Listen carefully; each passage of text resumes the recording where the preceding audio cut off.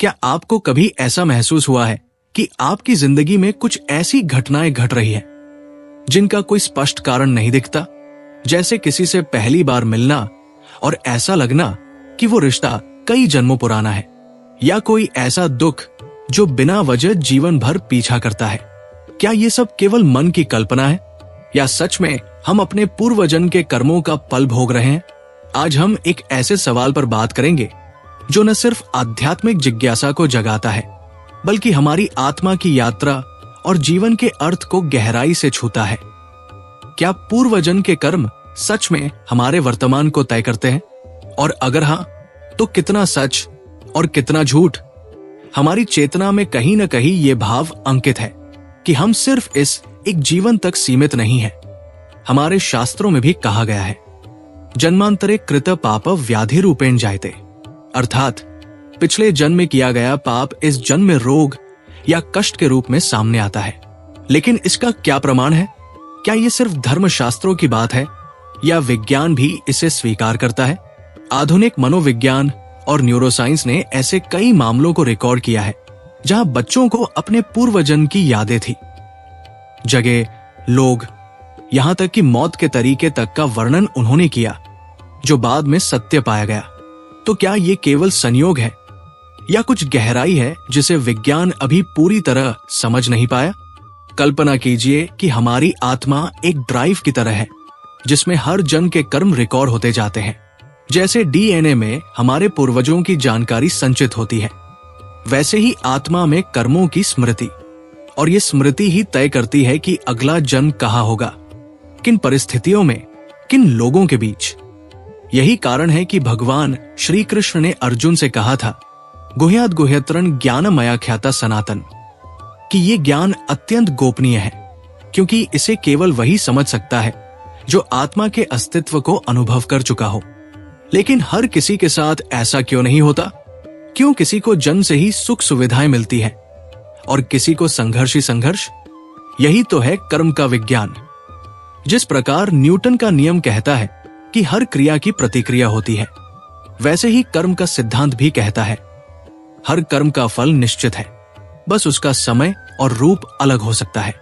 ये फल कभी तत्काल मिलता है, कभी अगले जन्म तक प्रतीक्षा करता है। जैसे बीज बोने के बाद फल आने में समय लगता है, वैसे ही कर्मफल का भी अपना कालचक्र होता है। इसे एक कहानी के रूप में समझिए। एक ब्राह्मण अपने जीवन में बहुत पुण्य करता था, यज्ञ, दान, तपस्या, लेकिन मृत्यु के समय उसकी एक इच्छा अधूरी रह गई, पुत्र रत्न की। अगले जन्म में वह एक निर्धन परिवार में जन्मा, लेकिन उसे जन्म से ही आध्यात्मिक आकर्षण था। बचपन में ही उसे मंत्रों की स्मृति थी। वो बिना किसी सिखाए ध्यान में बैठ जाता था। ये सब संयोग नहीं था, ये उसकी आत्मा की पूर्वजन्म की चेतना थी जो इस जीवन में परिपक्व हो रही थी। अब यहां एक सवाल उठता है, अगर हम अपने पूर्वजन्म के कर्मों के कारण कष्ट झेल रहे हैं, तो क्या इसका अर्थ ये हुआ कि हम कुछ भी नहीं कर सकते, कि हम केवल भाग्य के हाथों की कठपुतली हैं? नहीं, यही तो है सनातन धर्म की सबसे महान बात, कि हर पल हम अपने भविष्य का निर्माण कर सकते हैं। जैसे वैज्ञानिक कहते हैं कि न्यूरोप्लास्टिसिटी के माध्यम से हमारा मस्तिष्क नए रास्ते बना सकता है, वैसे ही ध्यान, सेवा और सच्चे संकल्पों से हम अपने कर्मों के प्रभाव को बदल सकते हैं। शास्त्रों में कहा गया है, नहीं कश्चित क्षण पी जातु तिष्ठत्य कर्मकृत। कोई भी क्षण ऐसा नहीं होता जब हम कर्म न कर रहे हों।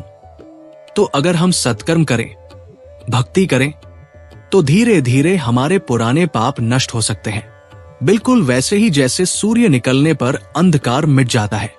पर इसका अर्थ ये नहीं कि पुराने कर्मों का कोई प्रभाव नहीं रहता। वो बीज अंकुरित तो होते हैं, लेकिन नए कर्मों की वर्षा से उनका प्रभाव कमजोर पड़ता है। क्या आपने कभी ध्यान दिया है कि कुछ स्थानों पर जाकर अचानक मन शांति से भर जाता है? जैसे किसी मंदिर, नदी या वृक्ष के नीचे बैठते ही मन हल्का लगने लगता है। ये सब केवल वातावरण नहीं है, ये वो स्थान होते हैं जहां आत्माओं की ऊर्जा गूंजती है, जहां पूर्वजन्म के कर्मों की स्मृति जुड़ी होती है। यही कारण है कि गंगा में स्नान करने से या किसी तीर्थ में जाने से कर्म क्षीण होते हैं, क्योंकि वहां की चेतना हमारी आत्मा को पुनः संतुलित करती है। अगर ये सब आपको थोड़ा भी गहराई से छू रहा है तो रुकिए, क्योंकि अभी हम उस रहस्य के और करीब जा रहे हैं जहां आत्मा, विज्ञान और सनातन धर्म मिलते हैं। तो क्या आत्मा का पुनर्जन्म सच में होता है? और अगर होता है तो क्या हम उसके चिन्ह पहचान सकते हैं? हमारे शास्त्रों में यह स्पष्ट कहा गया है कि आत्मा न मरती है न जन्म लेती है, वो केवल शरीर का वस्त्र बदलती है। जैसे हम पुराने कपड़े उतारकर नए पहनते हैं, वैसे ही आत्मा एक शरीर को छोड़कर दूसरे में प्रवेश करती है। भगवद गीता के अध्याय 2 में श्री कृष्ण कहते हैं, वासांसी जीर्णानि यथा विहाय नवीनानि गृह्णाति नरो प्राणी। लेकिन यहां पर एक सूक्ष्म बात है, हर आत्मा नया शरीर जरूर लेती है, पर उसका पिछला संस्कार उसकी चेतना की छाया साथ चलती है। यही छाया वर्तमान जीवन को आकार देती है। अब इसे आधुनिक विज्ञान की दृष्टि से देखिए। आजकल जीन मेमोरी और सेलुलर मेमोरी जैसे सिद्धांत सामने आ रहे हैं, जो बताते हैं कि हमारे अनुभव हमारे शरीर की कोशिकाओं में संचित हो सकते हैं। जैसे किसी ऑपरेशन के बाद अंग बदलने वाले रोगियों में कभी कभी डोनर की यादें या भावनाएं उभर आती है, वैसे ही आत्मा, जो सूक्ष्मतम चेतना है, वो अपने साथ पूर्व जन्म की भावनात्मक और कर्मिक स्मृति को लेकर आती है। तो ये विचार अब केवल आध्यात्मिक नहीं रहे, ये धीरे धीरे विज्ञान की प्रयोगशालाओं में भी प्रश्न बनते जा रहे हैं। लेकिन अब एक और गहरी बात समझनी है, सिर्फ कर्म ही नहीं, कर्म की भावना भी उतनी ही प्रभावशाली है।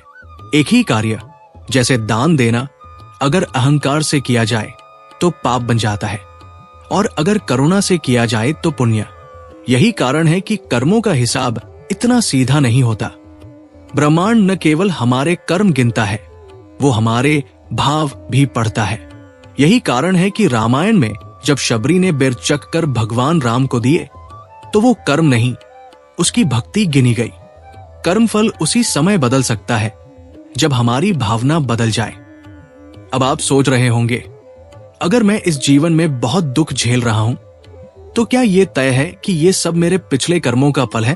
हाँ, संभव है, लेकिन यह भी उतना ही सच है कि ये दुख आपको अगले स्तर पर पहुंचाने के लिए आया है। जैसे ज्वर आने पर शरीर की सारी अशुद्धियां बाहर निकलती है, वैसे ही कुछ कष्ट हमारी आत्मा की परीक्षा नहीं बल्कि शुद्धि होती है। कई बार ये कष्ट हमें भीतर झांकने के लिए मजबूर करते हैं, और वहीं से आत्मा की असली यात्रा शुरू होती है। संयोग से नहीं, आपके जीवन में जो लोग आए हैं वे सब भी आपके कर्म चक्र का हिस्सा है। मां, पिता, भाई, जीवन साथी, ये सब वही आत्माएं हैं जो पिछले किसी जीवन में आपके साथ जुड़ी थी। किसी ने आपका ऋण चुकाना है, किसी ने आपको सीख देनी है, और किसी से आपको प्रेम का अनुभव कराना है। यही कारण है कि कभी कभी हम किसी अजनबी को पहली ही नजर में अपना सा महसूस करते हैं। वो आत्मा की पुरानी स्मृति होती है जो शब्दों के परे एक पहचान लिए होती है। क्या आप जानते हैं कि योग में संस्कार शुद्धि का विशेष महत्व है? जब हम नियमित ध्यान करते हैं, प्राणायाम करते हैं, तो केवल मानसिक शांति नहीं मिलती, हमारे सूक्ष्म शरीर की गांठें खुलने लगती है। ये गांठें वही है जहां हमारे पिछले जन्म के कर्म जमा होते हैं। जैसे वागस नर्व को स्टिमुलेट करने से हमारा शरीर डिस्ट्रेस करता है, वैसे ही सुषुम्ना नाड़ी के जागरण से हमारी आत्मा का भार हल्का होता है। इसलिए आध्यात्मिक साधना केवल मन को शांत करने की प्रक्रिया नहीं, ये कर्मों को गलाने और पुनर्जन्म की श्रृंखला से मुक्त होने का मार्ग है। पुराणों में एक कथा आती है, एक राजा जो युद्ध में निर्दोषों की हत्या कर बैठा था, अगला जन्म कुत्ते के रूप में लेता है। लेकिन उस जन्म में उसने सदाचार का पालन किया, भक्ति की, और अगले जन्म में वो ब्राह्मण बन गया। ये दिखाता है कि कोई भी स्थिति स्थायी नहीं है।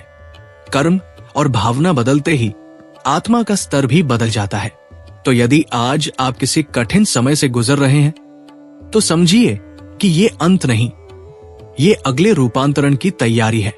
अब जरा एक पल रुकिए और खुद से पूछिए, क्या मैं सिर्फ इन अनुभवों तक सीमित हूं, या मेरी आत्मा इसके परे भी कोई यात्रा कर रही है? क्या मेरे आज के निर्णय, मेरा आज का प्रेम, मेरा आज का त्याग, क्या ये सब मेरे भविष्य के जन्मों की दिशा तय कर रहा है? अगर आपने अब तक ये वीडियो देखा है और कहीं ना कहीं आपके भीतर कुछ हिला है, कोई स्मृति, कोई भाव, कोई प्रश्न, तो जान लीजिए ये भी पूर्वजन्म के कर्मों का ही संकेत है। आत्मा हमेशा संकेत भेजती है, बस हमें उन्हें पढ़ने की कला सीखनी होती है। अगर इस वीडियो ने आपके भीतर कुछ भी हलचल पैदा की हो तो कमेंट में जरूर बताएं और ऐसे ही और सनातन रहस्यों के लिए सब्सक्राइब करें, क्योंकि ये यात्रा अभी समाप्त नहीं हुई, ये तो बस शुरुआत है।